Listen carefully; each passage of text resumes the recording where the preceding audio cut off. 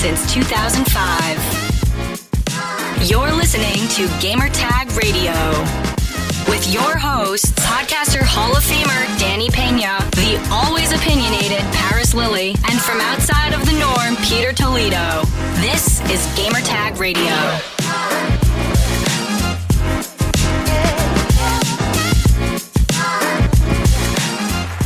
Welcome to Gamertag Radio episode 1324. This is your host Danny Peña, and joining me this episode is Paris Lilly. Paris, what's up, man? Hey, good morning. Good morning. How's everything, man? It's good. It's good.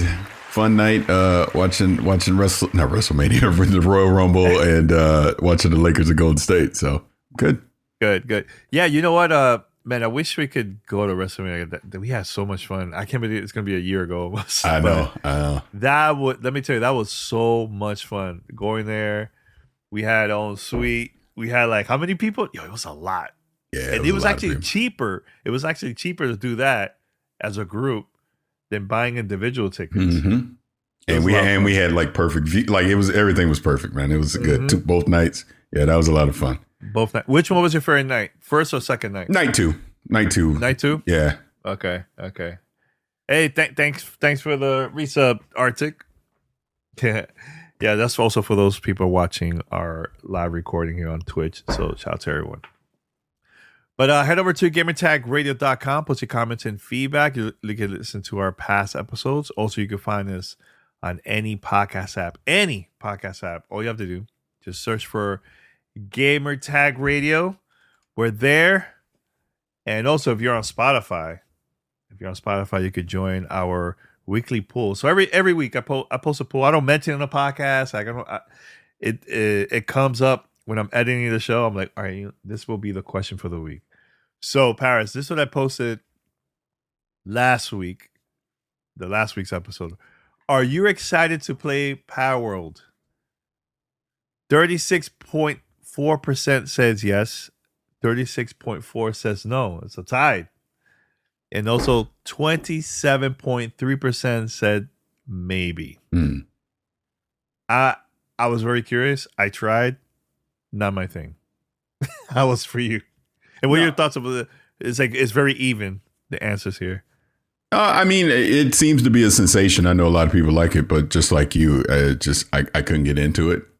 But I guess you got to get past that early part before it really opens up. So I don't know. I'll probably give it another shot. Not to mention, I played it on Xbox. I didn't play it on Steam, and the Xbox version is behind. But you also got to remember, this is all early access stuff. So, we'll see. I saw the roadmap of the stuff that they're looking to do. So it looks pretty interesting. Yeah, definitely. All right. So also, if you guys would like to be part of our family discussion, and we need questions here, man. We have one for this episode. But if you guys would like to be part of a family discussion, questions, comments, anything, here's how you can contact us. Send us your feedback or questions. Give us a call at 786-273-7GTR. Email us at fanmail@gamertagradio.com or leave a message on speakpipe.com/gamertagradio.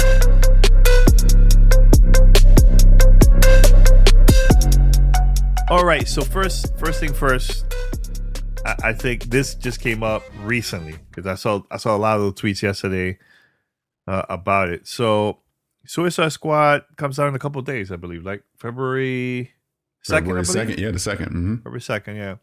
Hopefully we'll get ours. We don't know yet because we're still waiting. But there's been discussion where supposedly IGN is not getting codes. Or not getting codes early. I don't know the whole story behind it, but the only thing I know is WB Games invited IGN a couple weeks back to play the game, and IGN didn't like the preview. They just posted about it. There was like a big thing online. Some people were saying, "Oh, they sent somebody that doesn't know how to play the game," and so on. I disagree. I think they just didn't like the game. That's what I think. Because you don't have to be top player, best video game player to play these games when you would do previews. I don't agree with that, but anyways. So my question to you, Paris, is like, Do you think this is the right move from WB not sending it? Or I personally think that it might be similar to what happened years ago when the first Destiny game came out. Everybody got the codes, I believe, I think the day of or a couple hours before everything went online, because this is a live service game. So it might be that not everybody's gonna get these codes super couple hours before the official launch of the game, I think personally. So, but do you think it's that? No, I don't think this is similar to Destiny. Destiny was different, and they always do this, by the way, but it's different because it is a massively online co-op experience, right? PvE experience. So you need a bunch of people playing at once to be able to truly, quote unquote, review the game or be able to give an opinion on it versus just a handful of people. The Suicide Squad thing. So a couple things on that. Mm-hmm. I personally don't agree with IGN coming out and saying, hey, they're going to not giving us a code at all. I don't think you need to say that. Just say, hey, we won't have, we aren't getting codes early. We'll have a review out later. Because look what it does when you say all that. You see what everybody's saying online, and that just the whole bickering back and forth. And you're IGN and you don't deserve one because you gave Starfield a 7 out of 10. You see all that nonsense. It doesn't matter. The truth of the matter is this. We don't have review codes. Nobody has review codes right now because WB is purposely holding back review codes of that game, because you could turn the servers on early because it's co-op, like a 4-player co-op game. So you could have this. It could be online right now. We could be playing it. You're not doing it because it's probably not going to score well. Let's just be truthful here. We saw another recent example of this with Redfall. We didn't get codes until couple days before because they did not want, and the embargo was I think at launch, right? They didn't want you giving an early opinion on the game because they knew it was going to be negative. And that's probably what's going to happen with Suicide Squad. That's just the truth of the matter. People are going to agree or disagree with me all they want. But if you're super confident about a game, if you feel really good about a game, I'll give you as an example. I don't know. Well, hell, even Starfield or Spider-Man 2, just off the top of my head, we had those games weeks in advance, and the embargo was, plenty of time before the game came out to the public because they were confident in those games and what they thought the scores were going to be. When you see an embargo happen at launch, or you don't get code until right before launch, it's because they don't want negative reviews. Because they're not confident in the game. And look, beauty is in the eye of the beholder. Well, I know people were playing NDA, say they really like it, stuff like that, and that's fine. I have not played it, so I don't have an opinion. I'm just going by the perception of what I've seen, that I'm thinking, I don't know about this. I'm not excited for Suicide Squad. Let's put it that way. From what I've seen, I don't think it's going to be something that I would have expected coming from Rocksteady making a superhero game. Right? Batman, Superman, all that stuff.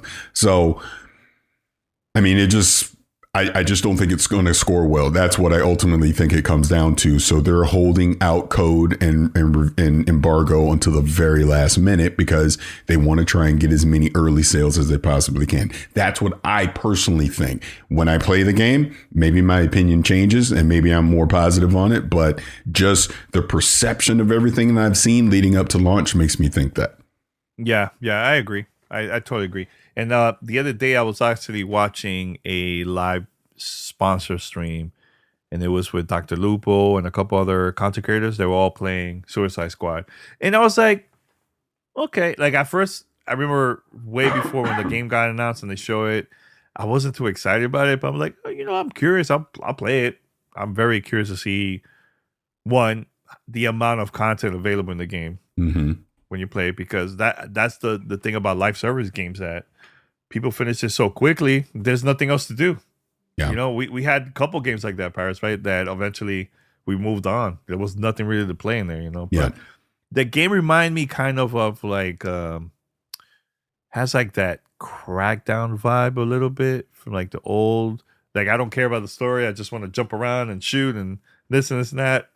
So we'll see what's gonna happen once the game comes out. Yeah, we'll see when it comes out. But one other thing I want to add to that is the fact that, again, what IGN coming out saying that they're not going to give us a review code at all.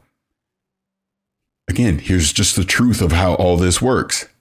None of these publishers, it is not a right that we get a review code. Any of these publishers at any time can refuse us a review code for whatever reason they may have. And we've seen various iterations of this throughout the years where certain publications will not get a review code for whatever reason. But that doesn't mean we have a right to a review code. If you want to review the game, you go buy the game and then you go play it and you review it. That's just the truth. It is a privilege that we get early access to these games. I don't care who you are. It could be us, IGN, game. It doesn't matter. Your size of your outlet or whatever should not determine that it is your right to get a review code. If a publisher decides, we're not going to give you one, then you just don't get one. You go get the game, you go review it. Again, the truth of the matter is you want early access because that's how you generate the most engagement. AKA money. It's about money at the end of the day, all this stuff. If you have an early access code and you have an early review ready at embargo to go out, you're going to get eyeballs on your review. Now, there's certain outliers out there people who are trusted, no matter when they put a review out, people are going to want to go see what they say. Where it doesn't matter if you get it early or not. They want to know what your opinion is. I'm going to give you an example. Skill Up. Love Ralph to death. Ralph comes out with a review. I tend to watch his reviews because I like his reviews. I want to know his opinion on things. And you'll see that throughout the industry where certain people, excuse me, they're going to want to go and see what that person had to say about a game because they respect their opinion. So that's all this really truly comes down to is IGN not getting an early review hurts their bottom line, period. But at the same time, nobody's getting an early review. So it is what it is. Yeah. And look, we still to this day, there's games that we haven't gotten no codes, and we're like, I'll buy it if we're interested. It's fine. Yeah. It's not like it happens. It's not like companies need to send, they have to send us codes. No, if they say no, that's their choice. We keep it moving. And look, to keep myself honest here, in the past, I have complained online about not getting a review code or access to something. I specifically remember, was it the first Last of Us, or it was some Naughty Dog game. I remember openly complaining about, you know what? I think it was The Last of Us 2, because I think we didn't get invited to the preview event that was in LA, right? And you saw all these different people going to it, and you weren't living in LA at the time, but I was, and I complained about it in public, and I remember a certain, I won't even say his name, but a certain person who we may or may not like each other called me out on it. And you know what? He was right. I shouldn't complain. It is not my right to be able to go to any preview event, review event, get a code, any of that kind of stuff. If you get the opportunity to go, you take advantage of it. If you don't, then you don't. But if you want to cover a game, like I said, you spend your own money and you go do it. Period, point blank. So that was a lessons learned for me, from some years back. And that always sticks out in my head. So yeah, when I see stuff like this, I agree. You shouldn't be complaining because nobody owes you anything. They don't have to give you anything. You know what I mean? Mm-hmm. Yeah. I wonder who it was. Now I'm curious. I'm very curious. I'm not going to say his name just because it's. No. You should. Yeah, he's controversial. Oh, all right. But he was right. Okay. All right. Are we going to move on here? But yeah, let us know your thoughts, guys. I know everybody has different opinions about it.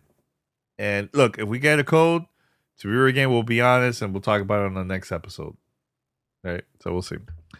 All right. So we're going to continue about, according to Paris, Super Nintendo Switch or Switch 2 or whatever name it is. Nobody knows the official name of it. This is a rumor, though, by the way. It's not official, but it looks like it's going to have an 8-inch LCD screen. And and it's going to cost, of course, $400, something like that. I was looking at I want to see what people have been saying about this rumor. And a lot of people are kind of disappointed. They wanted to see like an OLED version. I'm like, bro, like no matter what it is from Nintendo, we're going to be the first ones buying it. If you see that Mario game, that Zelda game, whatever they're going to show, you're going to get hype. You're going to pre-order it. Right now, people are just complaining. And I remember back in the days, people even complained the name of the GameCube. They didn't like the name of the GameCube when it came out. GameCube, no. At that time, we were so used to the project name, I think was called Revolution, something like that. And when we saw the official name, when they announced it at a press conference, people were mad about that too, man. I think we're way too picky. Like, we want certain things, man. And then because of Nintendo, it doesn't really happen like that, But I think I'm fine with this. I just want to see battery life, the controllers, the games. Is it good? Is it going to be worth for me to pay $400? I'm okay that this is going to have, if this happens, an LCD screen. What about you, Paris? I do want to clarify one thing that you just said. Project Revolution was the Wii. The Wii. Sorry. The Wii. Project Dolphin. Dolphin was GameCube. Dolphin was the GameCube. Hey, man, look. We've been doing so long. I know. No, trust me. I had to go look just now to double check. I was like, wait, wasn't that the Wii? Yeah. But to your point, bro, I had put out like a funny tweet, and I had even said, I go, my dumb ass is going to go buy the LCD Switch at launch, and then 2 years later, I'm going to go buy the OLED version. It is what it is. And then people come in the comments, this is BS. They shouldn't be doing this. Here's the truth of the matter. Number one, like I have like the ROG Ally. I got the original Switch, all that LCD. The screen's fine. I'm not looking at that screen going, gosh darn it, this should be OLED. I'm not mad. I mean, obviously old, you want an OLED one, but Nintendo has always sold their hardware at a profit. They make money off of it. They always have. That's just, they've been consistent throughout the years. They never sell their hardware at a loss. They clearly don't want to put it beyond that $400 price point, because I think that's kind of at the top for them. I don't think they want to go above that. LCD is cheaper than OLED. That's just the truth of the matter. Plus, it's easier from a supply standpoint to get than OLED. So what's going to happen? You're going to get the LCD one at launch. And then a couple years later, as other parts inside the Switch start to get cheaper to manufacture, supply, all of that, it's going to be cheaper to have a Switch. Now you introduce an OLED screen with cheaper, other internal parts being cheaper, and you could still sell it at $399, lower the price of the LCD one. And they're still making money on both. That's what they're going to do. And people like us, we're going to go buy the OLED one. We are. We just are. I saw people, well, I'm just going to wait on the OLED. Good freaking luck. No, you're not. Yeah. Look, I'm telling you right now. They're going to show that 3D Mario. Ain't nobody going to be talking about, well, gosh darn it, I need an OLED. They're going to go, damn, I need to play that 3D Mario. This is what's going to happen. And I say it half joking, half serious, because it's just the reality of it. This is how this works. I mean, go back to the original Switch. They ain't put an OLED in that one. They waited, 3 years before the OLED came out, or however long it was? I think a little bit more than that. And I remember saying to myself, ain't no damn way I'm buying that OLED. Screw that. I'm keeping the one I got. I'm not getting an OLED Switch. I'm not going to get one. I got one. I got one too. I got it. But to be fair, for my story, I got it from Nintendo, so it's not like I had it pre-ordered, and then they were gonna send me a new one. I'm like, yeah, you know what? Might as well. Why I'm gonna have two? That doesn't count. What do you mean doesn't count? Because they gave you one. But I had one pre-ordered. No. I had one pre-ordered, and I had to cancel. They got it. I didn't know I was gonna get one. Hey, I bought mine with my money. Okay, well, nobody give me nothing. Well, congratulations. Nah, but bro, people are still gonna buy this, man. It's just people online. And look, I get it. Of course, I wouldn't want an OLED one at launch, but excuse me, do you want to pay $500 for it? No, yeah. I don't, because that's what would happen. They would raise the price of the Switch to compensate for the more expensive OLED screen. That's just the truth of it. They're not going to, well, let's give the customers a discount. Hell no. Nintendo's never done that. So I don't expect it now. So look, the LCD screen is going to be fine. I'm not like, I even think about the PlayStation Portal. That's an LCD screen. I think it's 8 inches. Pretty sure it's 8 inches. Looks great. I'm not looking at that screen going, gosh darn, it should be OLED. I'm not even thinking that. I'm just, hey, it's fine. Like I said, that Mario's coming out. Oh, I'm in. I'm all in. Day one. That's all I know. I look, I'm more concerned about the game. If the game looks amazing, which I'm expecting it will be, I will be getting a new Switch at launch. 100%. Yeah, here's the thing though, Paris. The majority of people, do they play on the go on a TV? You know, it's interesting. Like, I'll just, for myself, I find myself playing on mobile. More than TV. But we travel a lot. We do a lot. I'm saying things. Even in the house. I'm just saying. Like right now, I could pop this Switch in and play right now, but I'll just turn it on and start playing. I don't even think about it. I think the majority of the time is here at the house. I have it connected to the TV when I travel, or in my case, when we had Violet, our baby, we were, taking care of her, and when she was asleep, I'm like, hey, you know what? I think this is a perfect time for me to play Super Mario Bros. Wonder. So that's how I finish it. But the majority of the time, I have it connected to the TV. Yeah. And I mean, like my original Switch, I just gave it to my son. So it still gets used. It's all good. Yeah. But yeah, I just think this is why is anybody shocked kind of thing. Of course, it was going to be OLED at launch. And then they'll introduce another model a few years from now, and they're going to make money, and you're going to get people that double dip. That's just how it works. Again, look at Nintendo's track record with their handheld devices. They've done it with Game Boys. Remember the original Game Boy Color, all this stuff. Was it Game Boy Mini or whatever the heck it was called? There was a Game Boy DX. That one. And then when the DS came out, there was all kind of variants of the DS that's out. Even with this last Switch, you got the original Switch. It was like some internal hardware upgraded one they did. I forget what it was, but it was a little bit better battery or something like that. Then you got the Switch Lite, and then you got the OLED. So that's like 4 variants of the original Switch that are out right now. So of course they're going to do that again. Won't be shocked at all. Now, when is the right time to release this console? Okay, you know what? Forget that. When is the right time to announce it? I think they do it next month, or not next month, March. I think March, and then way into September. Yeah, because it wasn't like that for the Switch. It wasn't like that. It was like they announced, they had a trailer. I think September, had a press conference. Was it October, November? No, and then it was available in March. I think. You know what? You're off on January. That. Yeah, January. So it was actually 2 months before the pre-orders went live. So I think that's way too far if they show it in March. You asked my opinion, and then you poo-poo all over it. Yes, because it's a different time. So I just can't see them having it for that long. I don't know. Personally, for me, have a special Nintendo Direct, like a showcase in June. No. Or July, around there, and have it launched in September. No. Oh, God. So what is it then? Because why compete against Summer Game Fest? Why put it out in June? Bro, it's Nintendo. Do you think whoa, Jeff Keighley, they're not going to care?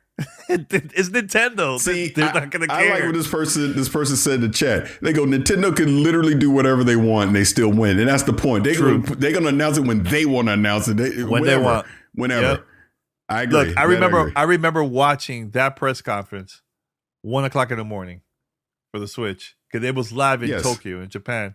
I stayed up and I was waiting for hours trying to pre-order that system through Amazon and other places, because I was just following the web. Everybody was talking about it on social media. I just can't see this. Like, let's partner with Jeff Keighley. That's not going to happen. No, they're going to do their own thing. But that's my point. That's my point. I think you get out ahead of it. I'm gonna revise what I said, and I'm gonna say late April, May. That's what I think. Late April, May, and then release in September. And it comes out in September. Launches how about this? With Mario. I kind of agree with you. So it will be a trailer around April, May, showcase maybe a month or two after that, and then pre-order goes live, and then have it in September. Make sense or no? Because that's what they did last time. They just released a video, and we had it for like 2 months. Do you do two different things? I can see them do two different things. You have a thing, and see, I wish I could go back and remember how they did it with the original Switch, but I think you show off the hardware, and you kind of show various games in there, but you don't go in depth with them, right? And then in the summer, right before launch, you do a full-on Nintendo Direct for Mario. Like showing off Mario, like kind of like they just did with this last 2D Mario, where you have a Nintendo Direct that's just about the games and not about the hardware. Yeah, but they never done that though. That's what I mean. I can't remember because with the original Switch, was it hardware and they just showed all the games at once? I can't remember. All in one. All the new features, everything you could do in there, the controller, everything, and they also had a special event for East Coast, the media in New York City, and they also got to play hands-on. Yeah, hours later, East Coast. So I remember that. We didn't get invited.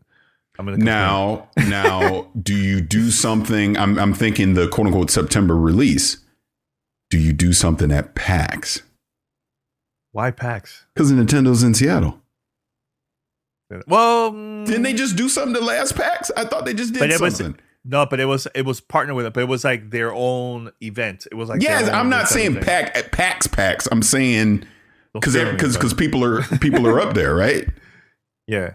So you just do something then. Media's up there and you have their own event, blah, blah, blah. Like a hands-on type thing, yeah. Yeah. I don't know. I think...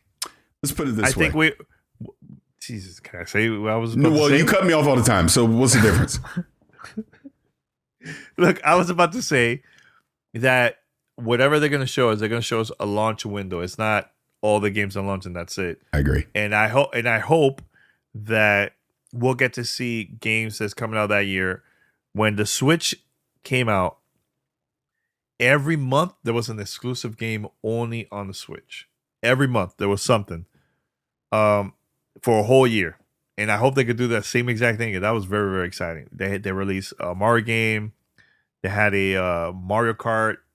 They had a whole bunch of stuff, man. And it was a lot of fun. And there was a couple of games that came out on the Wii U. They released it on the Switch too. Yeah, go ahead. Now you can say it. Wow, thank you. Thank you for allowing me to talk now. Now I can say it. You're welcome. No, all I was going to say was I just think Nintendo's going to dominate this holiday. Kind of what you're saying. Like you have a Mario come with it right at launch, but then throughout the rest of the holiday window, you'll have other games coming out too. I'm sure we're going to see some third-party partnerships. Now, I know this is a slight transition, but it's still relevant to Nintendo. Do you think Microsoft or Xbox has Call of Duty for this holiday on the Switch, on the new Switch? I 100% agree. I think they are gonna. I can see it. I could 100% see it. It makes sense to release it for the first time. Remember, was it a few months ago? We saw last year, we saw that tweet from Phil. They're going to be committed to release Call of Duty games on Nintendo consoles. I think this will be the first one. Now, plus, it's more powerful too. Now, I'm gonna, and again, we can stick with Nintendo, but this is integrating Xbox into this slightly, and just some of the drama we've seen over the past few weeks. My prediction. You're going to see Hi-Fi Rush. Yeah. And one other Xbox game on Switch at launch. Sea of Thieves.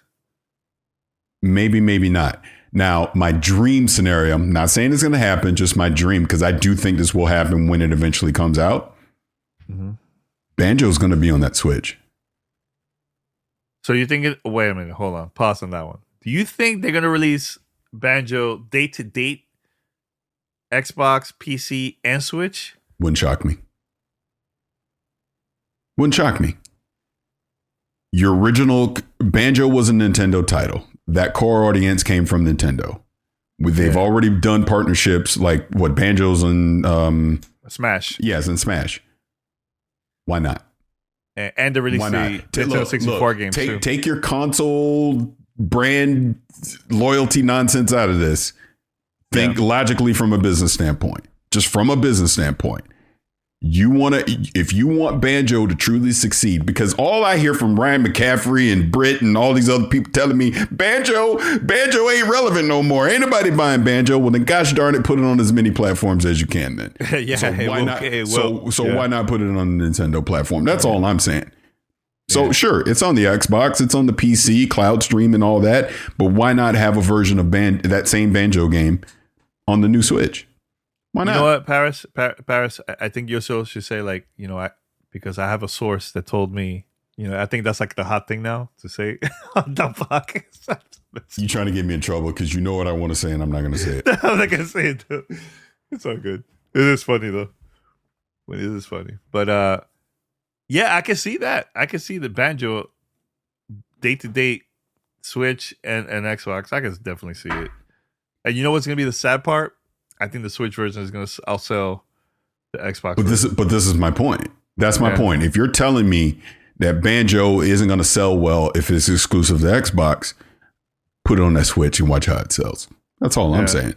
And again, I'm looking at this as if I'm trying to make the most money possible. That's me trying to make the most money possible. And that's just the reality of this, of how you got to look at it. And then look, we can keep talking about Nintendo if you want, but just transition into all this Xbox stuff.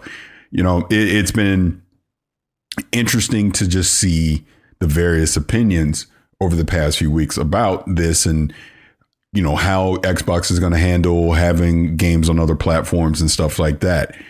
I will say again, I'm sorry, my lizard brain just tries to look at this, as the most logical way possible. There's going to be some games that Xbox Game Studio makes, Activision, Blizzard, Bethesda, etc., that are going to show up on other platforms. That is just the reality that we're in now. Whether you like it or not, whether you want to go dig up a tweet that I put out in 2018 or whatever, I'm just telling you the reality of what it is in 2024. That's going to happen. It's going to happen. So I would say just get ready for it. And this has nothing to do with brand loyalty. It doesn't have to do with anything. It's just where the business is going. And here's the other thing. It's not just Xbox doing this. Take that for as you will. Let me ask you, do you see Nintendo doing that? Not Nintendo. Nintendo. I love when people love to throw Nintendo into this argument. Well, then why doesn't Nintendo put their games on the Xbox or the PC? But Nintendo, because here's the difference. Here's the difference that people just need to get through their heads. Nintendo synergizes their games with their hardware because their hardware always does something unique that the games take advantage of. And clearly from a sales standpoint, they don't have the incentive to do that because their hardware sells. They make money off of the hardware, and their games, their attach rate to their hardware is significantly higher than you see for an Xbox or a PlayStation game. Yeah, it just is. Facts. And that's how you got to look at it. So we can do the whataboutisms all we want, but that's not Nintendo's business model. And they don't have the incentive to put their games on PC or Xbox or PlayStation. But Xbox and PlayStation has the incentive to put their games on other platforms. And that's just where we are. Again, I hate leaks. I'm not promoting it or anything, but we've obviously all seen them. You saw the Insomniac leak. You saw the attach rate of their games. Wasn't there. And we already know Phil Spencer himself has come out and talked about Xbox games. So we know. Again, that's just the reality that we're in. Yeah. And next time, don't point at me, man. Just saying. No, yo, 100%. 100%. Here's the thing, though. I know Nintendo tried to experiment with mobile. Yeah. It didn't work. Didn't work. I think maybe one or two games worked out, but they moved them from that. But I could honestly, Paris, I could see Nintendo maybe releasing some games, not day to date, some games on Steam, like in the future, just as like an experiment. I could definitely see that. 2026. Why 2026? Remember? My source. No, remember. That's funny. I know what you're talking about. Okay. All right. Now, I'm gonna skip one of the topics here because I think there's a question that's about this, so we'll probably bring it up later. But Sony is reportedly bringing Until Dawn to the PS5 and PC. Now, I love Until Dawn. Love the game. I'll play it again on a PC or on a PS5. It's getting to the point, like, bro, where the new games it's a lot of old games coming back to PlayStation 5. I don't know. I want to hear your thoughts about it. For me, it's just it's like money. Too much. It's money. Of course, it's money. I know it's money. Everything is money. It's not because of come on. But I think this is gonna be a very light year for PlayStation. I think. Well, clearly, we're already seeing that. I mean, if it wasn't going to be a light year, we'd know it. They'd tell us. That's the thing about this.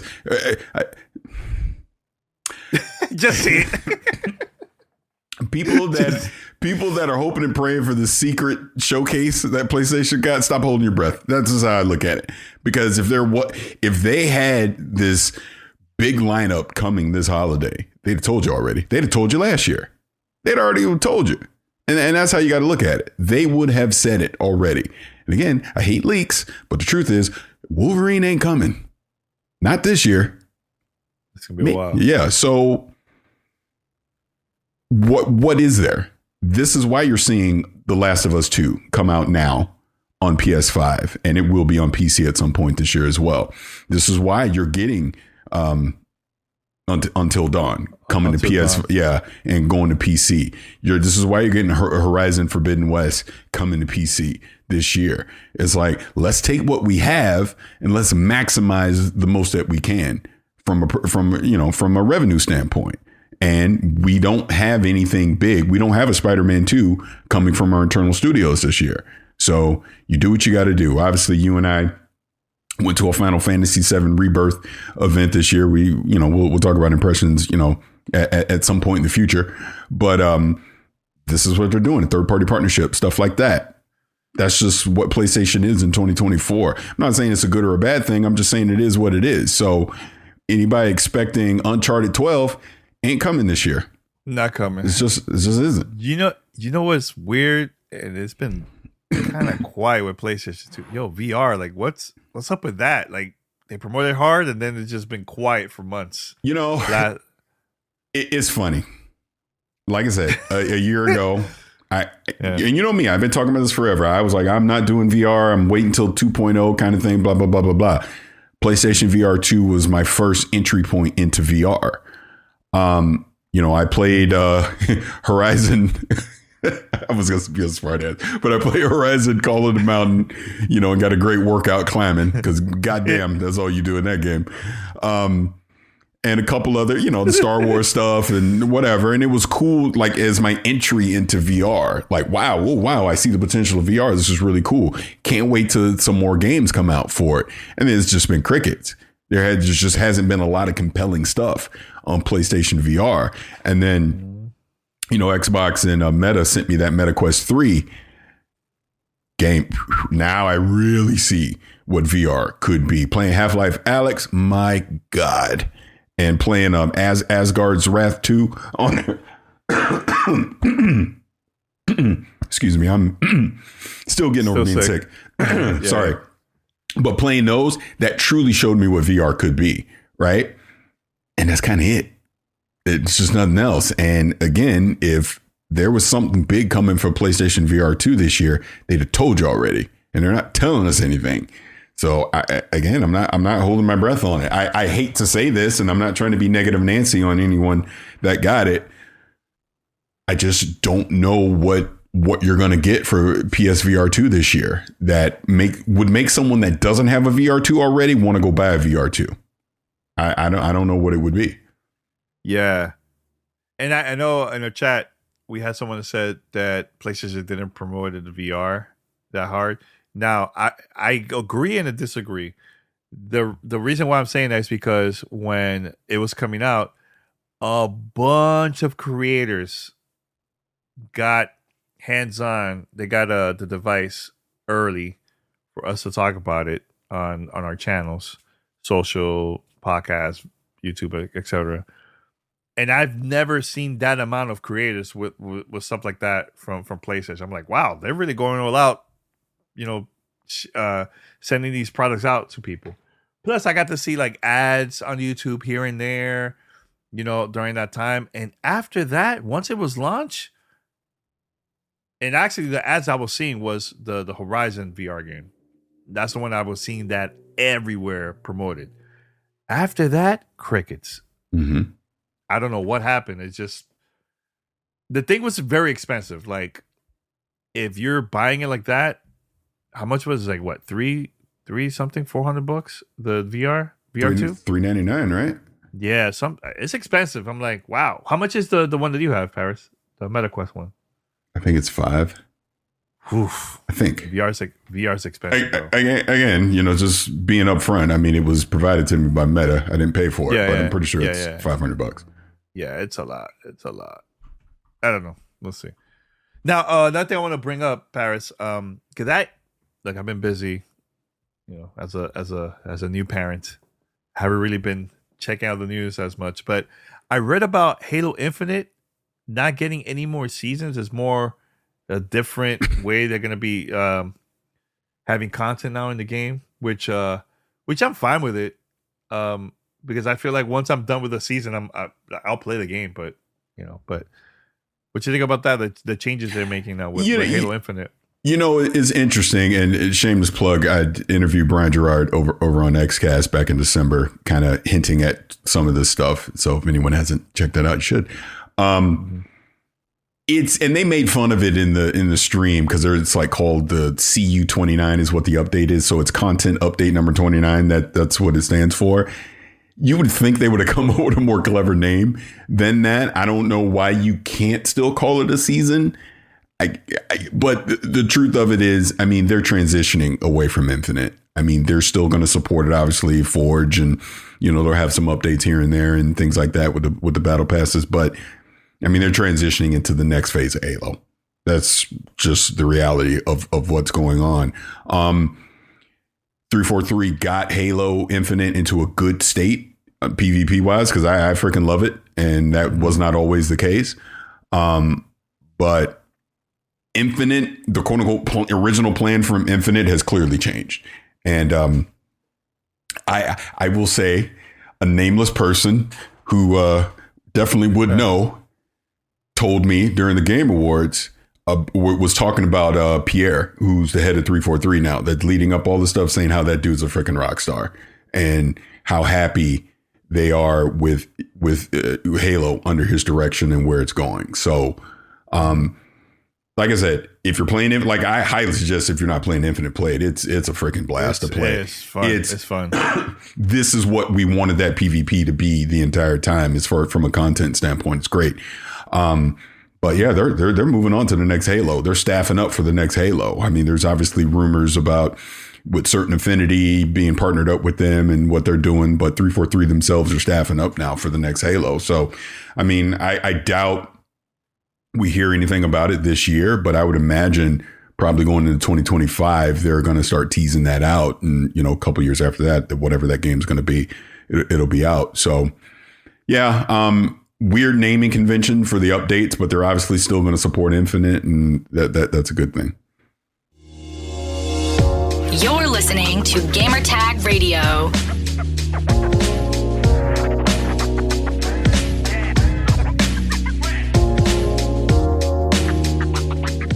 All right, so we're going to play this audio that I recorded a couple days ago during one of my live streams, and I had a sponsor stream from United We Dream Action. And I sat down with one of the members from the organization. We had a great conversation about gaming and, his journey coming to the United States and everything. So we're going to play it right now. And after we come back, we have fan mail and much more, only here on Gamertag Radio. So my name is Rodrigo. I live in Boston, Massachusetts. I'm undocumented. I've been I was born and raised in Guatemala, Guatemala City.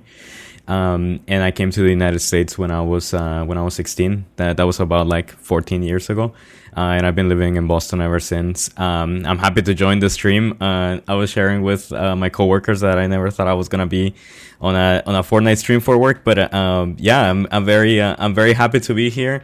I've always been passionate about gaming. I've always been passionate about the digital work, and yeah, I like. Yeah, that's a little intro about myself. Right. So, as an undocumented person, when I came to the United States, I knew that things were going to be difficult. I was coming from Guatemala, trying, I think, as many immigrants here, trying to seek for a better life. And, I like came to Boston. I started like going to school. I started to, figuring out like how I was going to work. And a lot of the things that that came to mind were like, okay, I need to just like do the best that I can at school. I just need to do everything that I can, and things are just gonna. I think if I work hard, things are just gonna be easy, right? Or that's what I thought. And one of the things that I realized was when I was graduating from high school was that being able to actually go to college was not going to be an option for me because, well, first, a lot of like scholarships, regardless of like what my grades were going to be closed to me as an undocumented person. I also didn't have access to like things like financial aid or how to be able to actually afford going to college.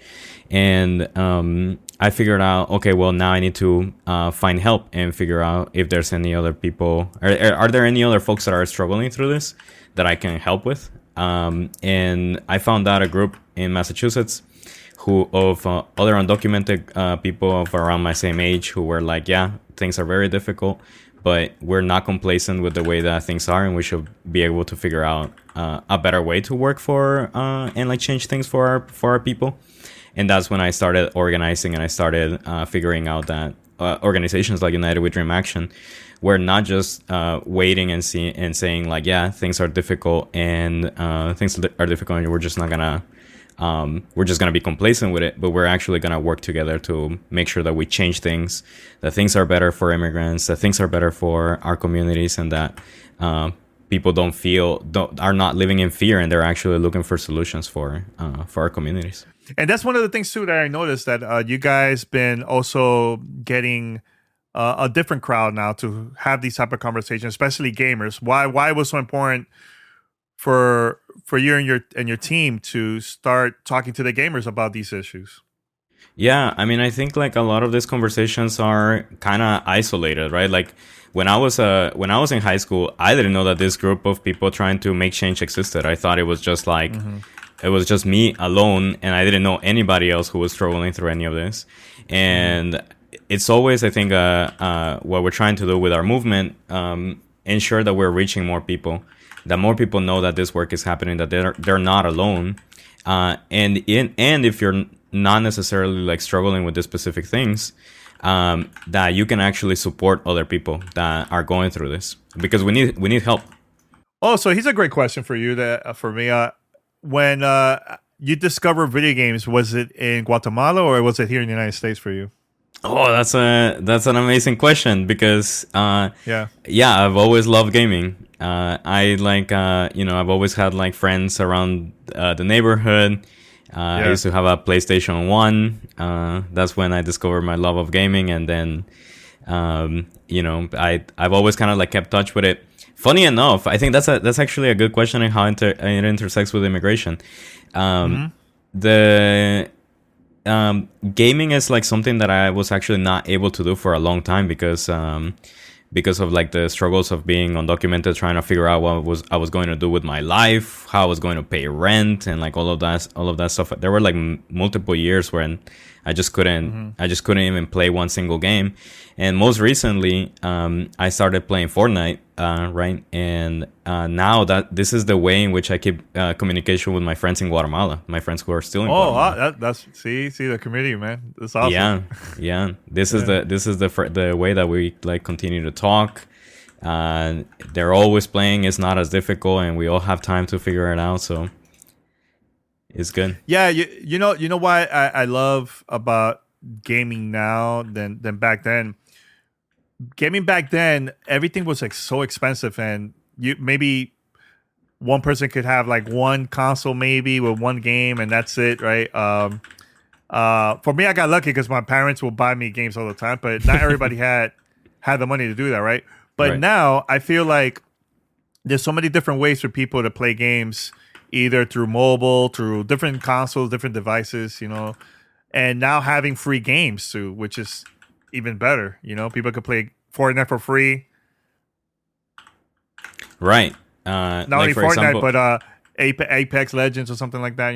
right. Like like I know that like games and like buying a computer in Guatemala is way harder than like buying one here in the United States, right?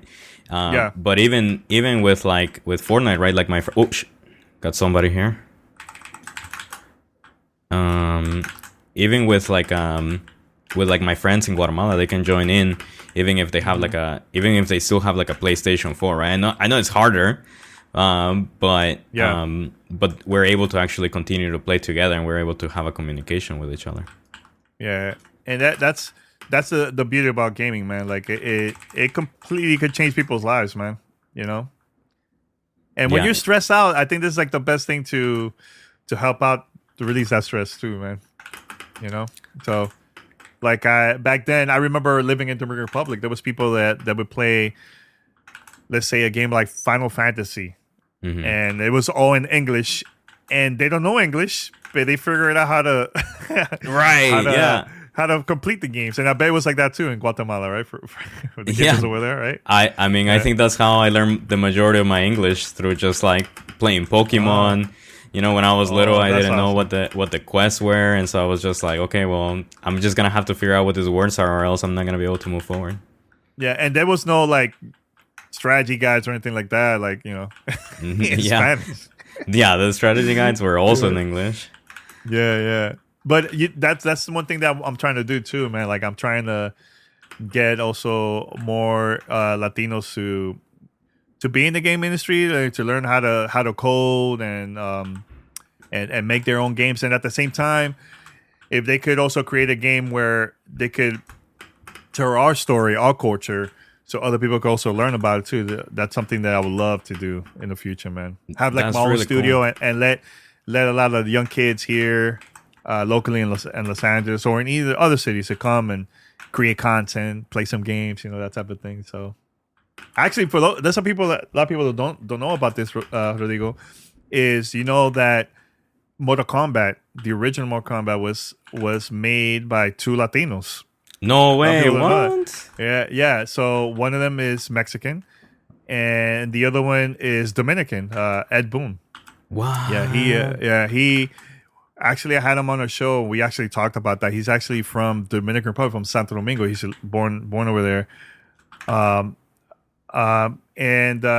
he lives in Chicago now. He's a lot older, but yeah, by two Latinos, man. So that's why it's important to talk about those things, man, because a lot of people don't know about that. Knowledge is power, man. Knowledge is power.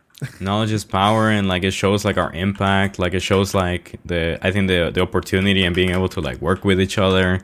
The things we're able to accomplish together. Yeah, that's really cool. I didn't know that. I had no idea. Yeah, and here's the thing: like, look how much of an impact that game had. Right. And not only in gaming, but just entertainment in general. There's movies. There's even a Broadway show back in the 90s. It wasn't all that, but still, like, there was a lot of things that they did that completely changed the entertainment industry overall, especially in gaming. Yeah. And it was because of two Latinos that just that was you. created a game that became really popular, and they're still making games to this day. All right, so is United We Dream Action a national group, or is there a network where we can find more local groups to volunteer? Somebody asked that question there. That's a good question. It is a national group, but we work in affiliation with many other groups locally as well. So if you go to either United We Dream Action or unitedwedream.org, you should be able to find more information about like what that looks like nationally, but also how to connect with the local groups. Like what are one of the things that you guys do? Like an example that people were like, that's good to know. People are probably curious about it. Like the projects that you guys worked on in the past. Oh, the projects that we worked on in the past. Well, I mean, there's a lot of like very good like local advocacy work. You know, I was mentioning earlier, like one of the challenges is like like the driver's licenses and things like that. There's a lot of other work that we're doing. For example, in Texas, after there's been like some anti-immigrant bills that have passed in the state. But also, we have a lot of work in our cultural work. And for example, we put together last year a YouTube show for immigrants. We put together a YouTube show of immigrants and it's like a cooking show. So we brought together like immigrants. People love cooking. They love food. We put together a whole cooking show. We put together like the recipes, everything that you need to be able to make the recipes. And there's like I was sharing earlier, right? Like there's a lot of like things that are like, of course, like very advocacy oriented because we need to drive change to improve the lives of people. But we're also doing a lot of work to kind of like find that joy, find that like a space for fun, right?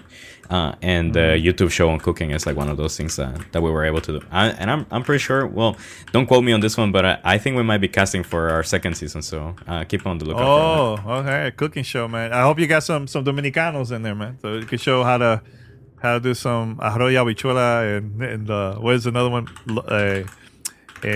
sancocho and all these other dishes. So funny enough, and good thing you mentioned it, our hostess for the cooking show the first season was Dominican. She's Dominican. Oh, really? Nice. Oh, so it's called No Borders, Just Flavors. Just Flavors. That's right. Yeah. I saw Neil posted the link to the show. That's awesome. Because I love the back and forth conversation we were having about your journey and your experience living here in the United States. And I think it's been a great conversation. And plus, there's a lot of things I didn't know about United We Dream, about the cooking show and how people could volunteer and all this stuff. So that's good. Right. Yeah. Thank you for thank you for having me. Anytime, man. Stream. Anytime. And like next time we probably pick another game too, another game that you play. Yeah, that sounds good. Whichever is your preference. This is the first time that I play and I like do the whole like deep conversation, but I thought we did pretty fine. Yeah, it was really good. Everybody, make sure to go to the official website or official YouTube channel of United We Dream Action. You guys could go over there and subscribe, follow. I know there's also social media, but all that you can find on the official website too. So anything else, Rodrigo? No, that's it. Thank you for giving us a shout out. For everybody who are still watching, go to United We Dream Action, unitedwedreamaction.org. If you go to our social medias, is at UWD Action, and that's all across like Twitter, Facebook, Instagram, TikTok, and you can also follow our sister's organization, which is United We Dream, and that one is just at United We Dream, and that's all across all the social media platforms as well. And again, thanks for having me on the stream. I'm really happy. I'm very excited. I really enjoy being here. Yeah, and we did our thing too. It's not only talk. We also kick butt. Yeah, we got far. we went really, really far in the game, man. So thanks, Rodrigo. And hopefully we can do this again, man. Amazing. Thank you for having me. Talk to you later. No problem, man. No problem. Later, Bye. Man. Later. All right, everyone. Shout out to Lady Luck and also Arctic for helping moderate the chat. And thank you so much for the support. And people for asking questions too. That was really cool. Fan mail at gamertagradio.com.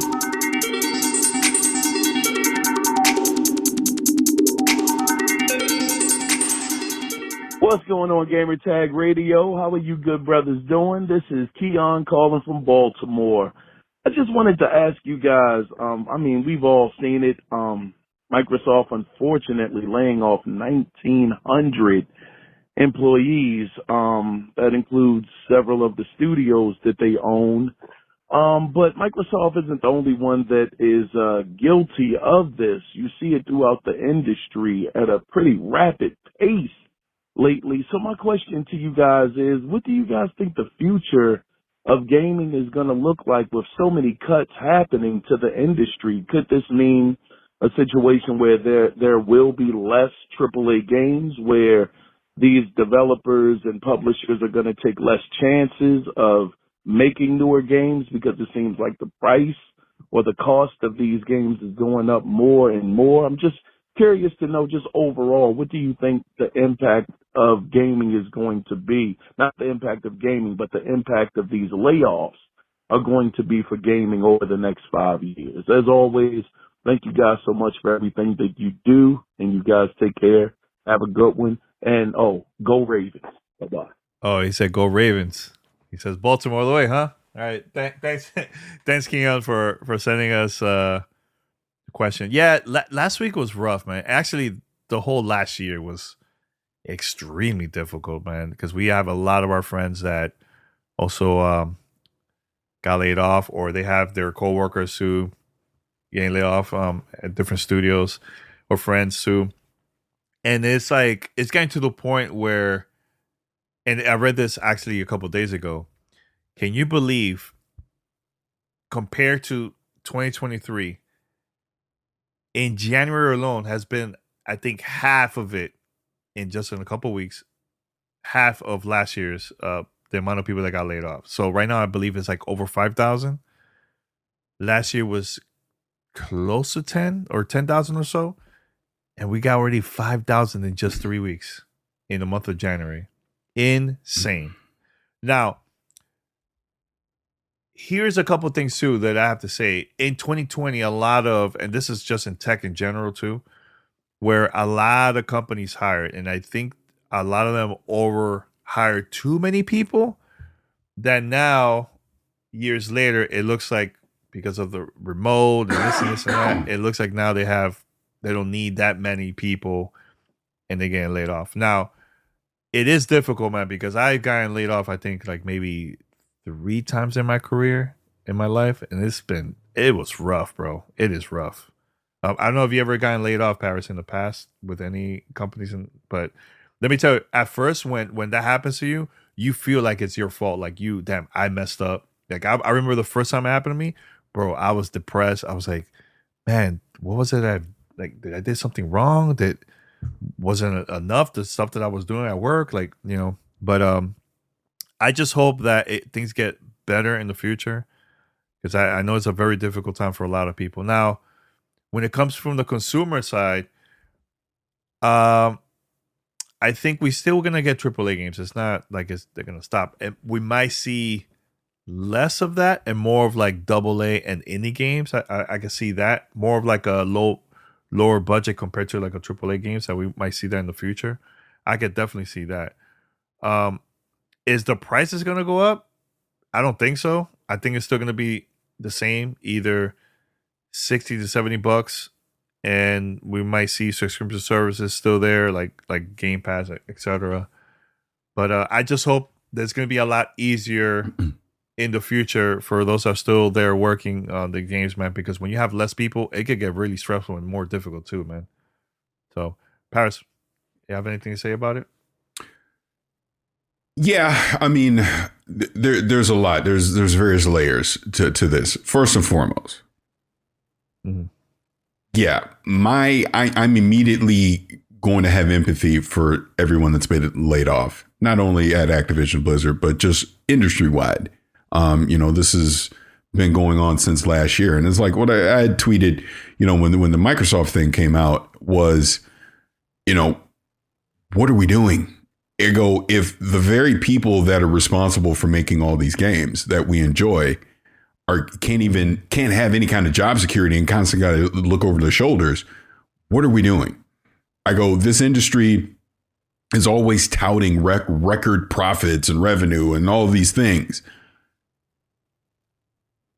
And again, this goes beyond gaming. This is just tech. This is just the world we're in, the economy. I get it. But it's just like, at what point do we stop? Why does it always, you got to make more money than you did the year before? So now the people that work hard that got you that revenue and profit, they're the ones that have to suffer to your point, at no fault of their own. And that's what sucks about this. Look, if you're underperforming, you're doing things, that's one thing. But people that are doing their job and busting their ass and then they're shown the door, that's what sucks about all of this. Now, with that said, when we talk about the Activision, Blizzard, or just the Xbox layoffs, yes, there was going to be some reduction because, of course, when you do an acquisition like that, there's going to be some redundancies. It happens everywhere. This is not new. It's not isolated to Xbox or gaming or anything. This is in any merger.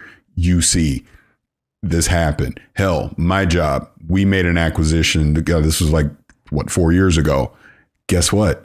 You don't need another security staff when you already got one. So the company we acquired, those people got let go. It's just how it works. And I'm not saying it's right or wrong. I'm just saying that's how it works. So it's like a lot of the back and forth that I've seen online. Like when I said what I said, like there was one person, he freaking quote tweets a novel about this is more nuance than this. And you can't just talk about blah, blah, blah, because he's trying to turn it into console war nonsense. And it's like, bro, I don't care. I care about the people. Right. So of course it's more nuanced, but I'm not sitting here trying to debate that. I think what I said to him was like, today's not the day for this. You can have that discussion later on. Today is about the 1,900 people that got affected by a layoff, not to mention, what is the number now? It's in like already 5,000 or whatever this year that have already been affected. Plus when you throw in all the people that were affected last year that are still struggling, trying to find a job. It's like, have empathy for that. You got your video game, enjoy your video game, but you at the same time, you can have empathy for the people that got laid off and are now have their lives disrupted, families to feed, all this stuff that they got to worry about now, all the stress and everything that goes with that. Bottom line, you have people in positions of leadership that make certain decisions. And this is not just Xbox thing. This is everybody that make certain decisions that when they work, great. Everybody wins, right? But when they don't, it's the people that did not have a voice in the room on those decisions that have to face the consequences of it. That's what sucks about the way tech works, the way our economy works, everything. So moving forward, what was it, Rami? I forget who was saying it. It sucks, but there was clearly a lot of overhiring during the pandemic, and now it's course correcting. And you're seeing people being forced to go back into the office after they were told, oh, you can live wherever you want. You can work remote. No. You got to move back here and you got to come in the office Monday through Friday. It's like, that sucks. That's a big disruption. Or you just get completely laid off because, they're reducing things. I mean, ultimately, we're seeing a course correction. And this is why we're saying again, when we're talking about, is Xbox going third party and the game's showing up on other platforms. These games are super expensive to make now. Like, $50, $100, $200, $300 million to make a video game now. They got to make their money back. That's what's happening right now. And the layoffs suck because you would hope and you would think repurpose basically assets is the wrong word I'm trying to use here, but can we not repurpose these people into other roles or something and grow that out, versus just completely laying them off. And then a year or two later, you're just rehiring people. Like you're having people in senior positions with high skill sets getting laid off. And then they rehire a year or two later, junior positions with less skill sets because it saves money. That's what sucks about all this. And not to mention the junior people coming in aren't experienced as the senior people were. Does that equate to a lesser product? We obviously don't know until we get there. Everything sucks. I mean, we can obviously argue this all day, every day, go back and forth, the whataboutisms of this or that, or corporate greed and all of that. But it's, like I said, I try to live in the real world. I try to be logical about this stuff. I have empathy for the people that got laid off. But a small part of me understands why this is happening, even though I do not agree with it at all. Like I said, with the Activision one, there was going to be some reduction, but it looks like they took this as an opportunity that, we knew we had some redundancies. Yeah, we knew we had to do some layoffs, but we're going to lay off certain critical things that we no longer need as a company. Like, because you saw a lot of community managers getting laid off. You saw them laying off people in customer support. You saw them laying off people that were responsible for setting up retail, like physical sales, all that kind of stuff. So I don't like how it's happening. It's like I have no words for it, because it is what it is, unfortunately. And what sucks, you're going to lose some very talented people that are going, why am I even in the gaming industry anymore? They're going to go somewhere else, because job security, taking care of your family should always come first over trying to making a video game. And then you do all this hard work for 3 or 4, 5, 6, 8 years, and then you're just let go, unceremoniously. So. Yeah, it's difficult, man. And here's the tough part. I know people that got laid off, and some of them applying to the same jobs because they don't know. So now they have to compete against their friends. Yeah. Because they're trying to get a job. It's tough, man. It's tough. And actually, I can't remember which episode it was. For those that are listening to this podcast, make sure to go back. Actually, I'm going to check right now. I'm going to tell you which episode it is, because I had a great conversation with one of our friends, Diana. We had a whole episode all about layoffs. Let me see if I could find it. And it was back in November, I think it was. Oh, it was episode 1313. And we talked about video game layoffs. Great discussion. It was like a good 30, 40 minutes conversation about everything. So, and we got deep. We got deep with the conversation. But thank you, Keon, for sending us questions, man. Paris, anything else before we wrap it up? Go to the after show. Yeah. All right. I think that's it. I think I've preached enough this week. All right, guys. So thank you for listening. This episode of Gamertag Radio. We'll be back next week with more content. Until next time, we're out. Peace. So we're in Thanks for listening to Gamertag Radio. Be sure to like us on Facebook and follow us on Twitter.